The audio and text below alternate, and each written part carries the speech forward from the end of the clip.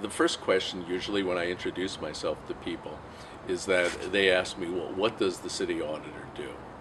And because most people don't know what the they don't know what a city auditor does, and they certainly don't know there's even a city auditor race. So I've had different answers to that, trying to explain it to people. But the best answer I came up with was one that I crafted when a 9-year-old boy came up to me recently at a Temescal fair, and as he was waiting for his balloon imprinted with Len Raphael for city auditor, first he asked me, "Is the balloon free?" And I said yes.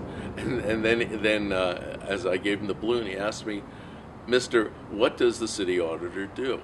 So I thought a few seconds, and I gave him this answer. I said, "The city auditor makes sure that the city's money is spent wisely and not wasted." He looked up at me and he said, "Mister, that's a very important job." It is a very important job, and it's a job that's overlooked in all the drama of the mayoral race and the city council race and the school board's race. But it's a job that, if done properly, can make a big difference for the quality of life for everyone throughout Oakland. If it's not done properly, it probably won't hurt anyone, but it doesn't do any good either.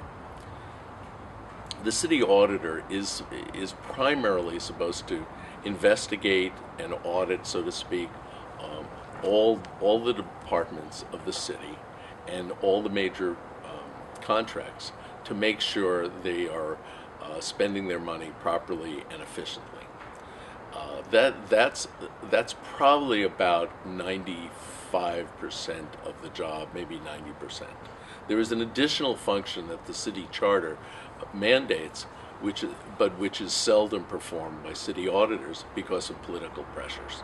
And that function is one that I would resurrect and revive, and that is the function of independent budget analyst, which is to say that the city charter says you should, as city auditor, advise the city council before they make major expenditures, not just audit them a year later after they made the expenditures.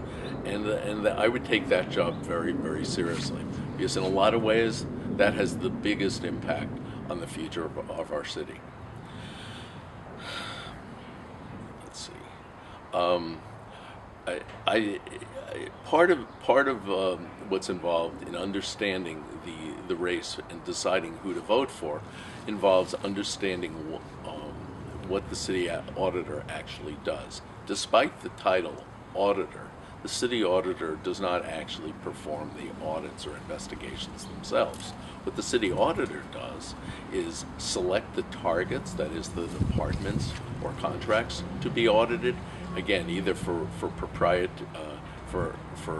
how they spend the money, or how efficiently the departments or the contractors perform the services they're supposed to do, selects the the targets, and evaluates the findings of the auditor's assistant auditor and staff, and then evaluates those and then communicates those results to the city administrator and the city council.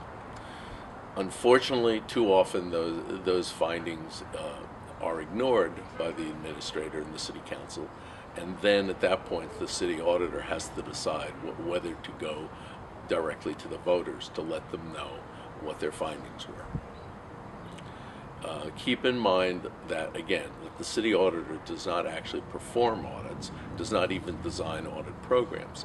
That job is delegated by the city auditor to the assistant auditor, who the city auditor has the power to appoint. And then there's a staff of several people below the assistant auditor who actually do the work.